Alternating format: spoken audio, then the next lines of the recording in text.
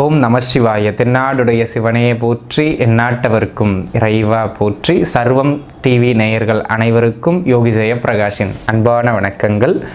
அன்பு நேயர்களே, இந்த பதிவில் நம்ம என்ன பார்க்க இருக்கோம் அப்படின்னு கேட்டிங்கன்னா, நிறைய பேர் கேள்வி மேலே கேள்வியாக கேட்டுக்கிட்டே இருக்கீங்க. என்னங்க சனி பெயர்ச்சி முடிஞ்சு 1 வருஷம் ஆச்சுன்னு சொன்னீங்க, ஆனால் வாக்கியத்தில் இப்போ தான் சனி பெயர்ச்சி வருது, திருநள்ளாறில் இப்போ தான் கொண்டாடுவாங்களாமே சனி பெயர்ச்சி அப்படிங்கிற மாதிரி நிறைய பேர் ஒரு டாக்ஸ் போய்கிட்டு இருக்கு இல்லைங்களா.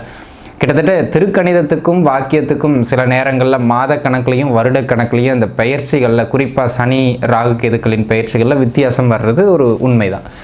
நீங்கள் எந்த பஞ்சாங்கத்தை பின்பற்றீங்களோ அதை பின்பற்றி நீங்கள் எடுத்துக்கிடுங்க. நம்ம திருக்கணிதத்தை பின்பற்றுறதுனால நம்ம திருக்கணிதத்தை பின்பற்றி தான் பலன் சொல்கிறோம்.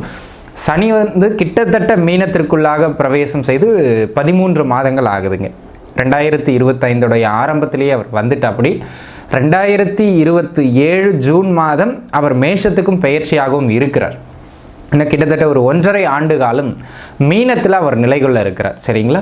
இந்த ஆண்டு இப்படி வச்சுக்கிடுங்களேன், இந்த 2026 இந்த சனி மீனத்தில் இருக்கின்ற பொழுது 12 ராசி நேயர்களுக்கு எப்படியெல்லாம் பலன்கள் இருக்கும், குறிப்பாக நீங்கள் அதில் எந்த ராசியில் பிறந்திருக்கீங்களோ உங்கள் ராசிக்கு இந்த சனியின் கோச்சாரத்தால் பலன்கள் எப்படி இருக்கும் அப்படிங்கிறத பொது பலனாகவும் மற்றும் உங்கள் ஜாதகத்தோடு ஒப்பிட்டும் நம்ம பார்க்க இருக்கோம்.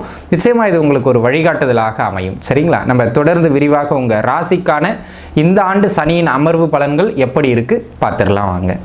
கடகராசி அன்பர்களே, கடகத்தை பொறுத்த மட்டிலும் இந்த அற்புதமான அன்பர்கள், மென்மையானவர்கள், எளிமையானவர்கள், ரொம்ப அன்பானவர்கள். இந்த இலக்கிய மனசுக்காரங்க ஒருத்தவங்களை சொல்லுங்கன்னா அவங்க கடக லக்னமோ இல்லை கடகராசிலேயோ தான் பிறந்திருப்பார்கள். அந்த மாதிரியான அன்பர்கள் கடகத்தை சார்ந்தவர்கள். இப்பேற்பட்ட அன்பர்களுக்கு ஏற்கனவே ஓராண்டு காலமாக 9ஆம் இடத்தில் இருக்கின்ற சனி இப்பொழுதும் 9ஆம் இடத்தில் அடுத்த 1.5 ஆண்டுகளுக்கு நிலை கொள்ள இருக்கிறார். ஆனால் பார்த்தீங்கன்னா கொஞ்சம் ஒரு சிறப்பான சாரத்தில் அவர் இல்லை. அட்டமாதிபதியின் உத்திரட்டாதி சாரத்திலும் 3-12 புதனின் சாரத்திலும் அவர் அமர்வது அந்த அளவுக்கு சிறப்பை தராது. 9ஆம் இடம் சனிக்கே ஒரு நல்ல இடமும் கிடையாது. அதனால் இந்த சனியின் அமைப்பினால் கடகராசி அன்பர்களுக்கு பெரிய சிறப்பு இல்லை அப்படிங்கிறத முதல்ல நம்ம உள்ளே வாங்கிக்கணும். அந்த சனி சில நேரங்களில் நன்மைகளை செய்வார். அது உங்கள் ஜாதகத்தை கம்பேர் பண்ணி சொல்லணும். அது இந்த வீடியோவின் இறுதியில் சொல்கிறேன். முதல்ல இந்த 9ல் இருக்கிற இந்த சனியினால் இந்த சாரங்களில் என்ன பிரச்சனை அல்லது என்ன நன்மை அப்படிங்கிறத பார்த்துருவோம். இதில் ஒரு நல்ல விஷயம், திருமண அமைப்பு கைகூடி வரும். திருமணத்திற்கு முயற்சி செய்பவர்கள் தாராளமாக முயற்சிக்கலாம். இந்த காலகட்டம் திருமண அமைப்புகள் கைகூடி வருகின்றது மாதிரியான யோக காலகட்டம். அதேபோல் புத்திர பாக்கியம், இதற்காக முயற்சித்து கொண்டிருந்தவர்களுக்கும் இந்த காலகட்டம் புத்திர பாக்கியம் சார்ந்து ஒரு நல்ல செய்தி உண்டு அப்படிங்கிறத நீங்கள் புரிஞ்சுக்கிடணும். அதேபோல் வேலை செய்து கொண்டிருப்பவர்களுக்கு வேலை போய் வேறு வேலைக்கு மாற்றம் பெறுவதற்கான அமைப்பு உண்டு. அல்லது ஒரு சிலர் அங்கிருந்து டிரான்ஸ்ஃபர் ஆகி வெளியிடங்களுக்கு போகிறதுக்கான அமைப்புகளும் உண்டு. ஆக மொத்தத்தில் உத்தியோகம் அல்லது உத்தியோகம் செய்கின்ற இடத்தில் ஒரு ஆசிலேஷன், ஒரு மாற்றம் உண்டு. அந்த மாதிரியான ஒரு யோகமான அமைப்பு இந்த காலகட்டம். அதனை அடுத்ததாக அன்பு நண்பர்களே, இந்த காலகட்டத்தை பொறுத்த மட்டிலும் வேறு என்ன சிறப்புகள் என்று சொன்னால், பூர்வீக சொத்துக்கள் சார்ந்து ஒரு பிரச்சனை எழும்போம். அதுவாக எழும்போம், நீங்கள் ஒன்றும் பண்ண வேண்டாம். அதுவாகவே பிரச்சனை வரும். திடீர்னு தம்பி எனக்கு சொத்து பிரித்து கொடுங்கம்பார், இல்லை திடீர்னு பங்காளி எனக்கு கொஞ்சம் கடன் ஆயிடுச்சு, நம்ம பூர்வீக சொத்து விற்று என் பார்ட்டை கொடுங்கம்பார். அதனால் பூர்வீக சொத்துக்கள் சார்ந்து ஏதேனும் வில்லங்கங்களோ பிரச்சனைகளோ இந்த காலகட்டத்தில் எழும். அது உங்களுக்கு சாதகமாக முடியுமாங்கிறது உங்கள் தசாபுக்தியை தான் பார்க்கணும். ஆனால் பிரச்சனைகள் வரும், பார்த்துருந்துங்க. உயர்கல்வி பயிலுகின்ற அமைப்பும் உயர்கல்வியில் பயின்று கொண்டிருப்பவர்களுக்கு கொஞ்சம் அதில் மந்த தன்மையும் நீடிக்கக்கூடிய காலம். எதிர்பாராத இடங்களிலிருந்து சின்ன சின்ன உதவிகளும் கிடைக்கக்கூடியது மாதிரியான காலமாக இந்த காலம் அமைகிறது அன்பர்களே. தொட்ட காரியங்கள் அனைத்திலும் நல்ல மேன்மைகளும் ஏற்படுத்தக்கூடியது மாதிரியான ஒரு அமைப்புகள் உண்டு. அதேபோல் இந்த காலகட்டத்தை பொறுத்த மட்டிலும் அன்பு நண்பர்கள் மனதில் வைத்துக்கொள்ள வேண்டிய ஒரு முக்கியமான விஷயம் என்ன அப்படின்னு சொல்லி கேட்டிங்கன்னா, தகப்பனாரோடு சின்ன சின்ன கருத்து முரண்பாடுகள் அதிகரிக்கும். அல்லது தகப்பனாரினுடைய ஆரோக்கியத்தில் தொந்தரவுகள் அதிகரிக்கும். ஆக தகப்பனார் சம்பந்தப்பட்ட விஷயங்களில் விட்டு கொடுத்து அமைதியாக செல்லுவது மேன்மையான ஒரு வழியினை ஏற்படுத்தி கொடுக்கும் என்பதனை நீங்கள் புரிஞ்சுக்கிடணும். அதேபோல் அன்பு நண்பர்களே, இந்த கடகத்தை பொறுத்த மட்டிலும் இந்த ஆண்டு உறவுகளோடு சின்ன சின்ன தொந்தரவுகள், மனச்சங்கடங்கள் ஏற்படும். ஆக உறவுகளை பழிக்காமல் இருப்பது நல்ல மேன்மை தரும். அப்போ எதுக்குமே இந்த ஆண்டு சிறப்பு இல்லையா அப்படின்னு கேட்டிங்கன்னா 2 விஷயம். வேலை மாற்றத்திற்கு சிறப்பு, வெளியூர் பயணங்களுக்கு சிறப்பு. ஏதாவது சுற்றுலா போகணும், இல்லை ஏதாவது லாங் டிஸ்டன்ஸ் ட்ராவல் பண்ணணும், வெளிநாடு முயற்சிகள் எடுக்கணும் அப்படின்னு சொன்னால் அவற்றுக்கு இந்த காலகட்டம் மேன்மையை தரும் அப்படிங்கிறத புரிஞ்சுக்கணும். சரிங்களா? அது மட்டும் இல்லாமல் இந்த காலகட்டத்தை பொறுத்த மட்டிலும் 9ஆம் இடத்தில் அமருகின்ற சனி பகவானால் உங்கள் குடும்பத்திற்குள்ளாக நீங்கள் ஒரு டிஃப்ரெண்ட்டாக செயல்படுவீங்க. உங்களுக்கு புரியுதான்னு பாருங்கள். உங்கள் குடும்பம் ஒரு ஆச்சார முறைகளை பின்பற்றும். நீங்கள் திடீர்னு வந்து அதெல்லாம் எனக்கு தேவையில்லைம்பீங்க. உங்கள் குடும்பம் ஒரு ரூட்டில் போகும், எனக்கு இந்த ரூட்டில் நம்பிக்கை இல்லைம்பீங்க. ஸோ இந்த மாதிரியான அமைப்புகளில் குடும்ப குல ஆச்சாரங்களை பிரேக் பண்ணக்கூடிய அல்லது அதனால் ஒரு பிரச்சனையை உருவாக்கக்கூடிய அமைப்பு இந்த காலகட்டத்தில் உண்டு.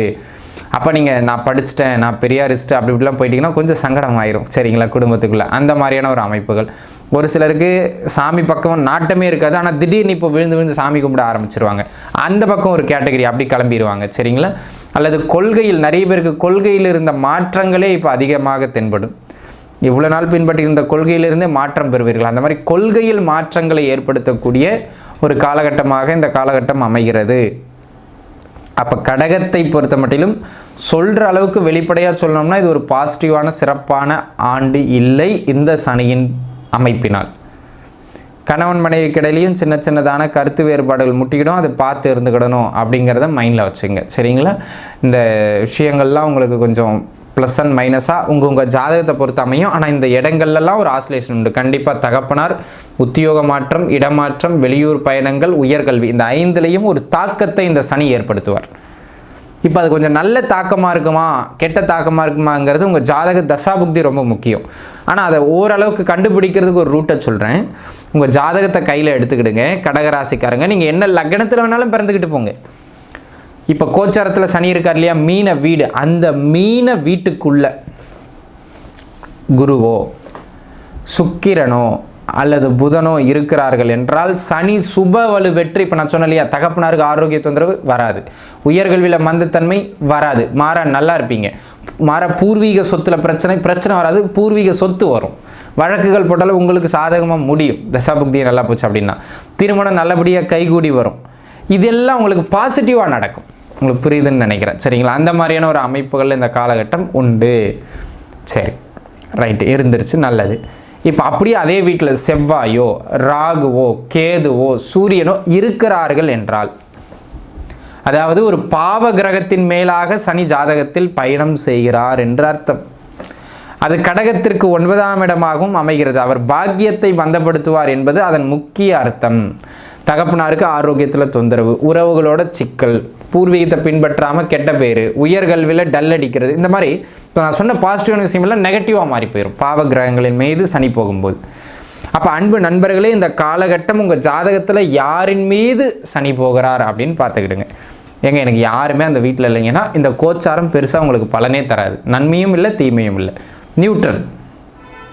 பெரிய எந்த ஆசோலேஷனையும் அந்த கிரகம் வழங்காது அப்படிங்கிறத நீங்கள் புரிஞ்சுக்கிடணும். சரிங்களா? ஆக அன்பு நண்பர்களே, இந்த காலகட்டம் ஓரளவு வண்டி ஓடக்கூடியது மாதிரியான காலகட்டம். ஆனால் இப்போ நான் சொன்ன இடங்கள் எல்லாவற்றிலும் நீங்கள் கவனமாக இருக்கணும் கடகராசி நேயர்கள். 2வது தசாபுக்தி அமைப்பு 6, 8, 12 சம்மந்தப்பட்ட தசாபுக்தி போகுதுன்னா வளர்ச்சி தடைபடும். அது இல்லாமல் எந்த தசாபுக்தி போனாலும் வளர்ச்சி பரவாயில்லைங்கிற அளவுக்கு நகரும். சரிங்களா? அப்பேற்பட்ட அமைப்புகளில் இந்த கடகராசி நேயர்களுக்கு இந்த ஆண்டு இருக்கின்றது. ஆக சனியின் தயவினால் நன்றாகவே வருவீர்கள், கவலை வேண்டாம். சரிங்களா? இப்போ நம்ம பலன்களை பார்த்துட்டோமுங்க. இந்த பலன்களை பார்த்துட்டு சனி உங்களுக்கு நன்மைகளை செய்கிற அமைப்பில் இருக்கிறாருன்னா ஓகே. நான் சொன்ன இந்த பகை கிரகங்கள் மேலே போகிறார் அப்படின்னு சொன்னால், இப்போ நம்ம சொல்கிற பரிகாரம் எல்லாத்தையும் தலைகீழ மாற்றிடாது, ஆனால் அந்த வீரியத்தை குறைக்கும். சனிங்கிறவர் பார்த்தீங்க அப்படின்னு சொன்னால் ஒரு முதுமையை குறிக்கின்ற, ஒரு ஏழ்மையை குறிக்கின்ற, ஒரு அடித்தட்டை குறிக்கின்ற, ஒரு இயலாமையை குறிக்கின்ற கிரகம். அதே நேரத்தில் அவர் கொஞ்சம் நீதிமான், நேர்மையான ஆள். இப்போ பாருங்கள், சனியின் காரகத்துவத்தை பிரதிபலிக்கக்கூடியவர்கள் அப்படின்னு கேட்டிங்கன்னா ஆதரவற்றவர்கள், முதியவர்கள், தன்னுடைய அடுத்த வேலை சாப்பாட்டுக்கும் இல்லாமல் கஷ்டப்படுறவங்க, கடினமான உழைப்பாளிகள், இவங்கெல்லாம். அப்போ உங்களால் முடிஞ்சது, சரிங்களா, நான் இதை கொடுக்கணும் இத்தனை அப்படிலாம் கிடையாது. நீங்கள் எங்கே வேணால் கொடுங்க, எப்போ வேணால் கொடுங்க. உங்களால் முடிந்த உணவுகளை உணவு இல்லாத கஷ்டப்படுகின்ற அடித்தட்டு மக்களுக்கு நீங்கள் கொடுக்கின்ற பொழுது சனியினுடைய வீரியம் அளவு குறையும். தடுக்க முடியாது, ஆனால் கண்டிப்பாக அளவு குறையும். அதில் மாற்று கருத்தே கிடையாது. ஸோ அன்னதானம் தலை சிறந்த பரிகாரமாக அமையும். அதனை கையில் எடுக்கிறது மிக மிக மேன்மை. இதை பரிகாரம் சொல்லி பண்ணாமல் இவங்களுக்கு உதவணும் அப்படிங்கிற ஒரு மனநிலையோடு நீங்கள் பண்ணுறது மிக மிக சிறப்பாக அமையும் நண்பர்களே. இது உங்களுடைய தீமைகளை கண்டிப்பாக குறைக்கும். சரிங்களா? பார்த்து கொள்ளுங்கள். அனைவரும் நன்றாக இருப்பீர்கள். வாழ்க வளமுடன். நன்றி.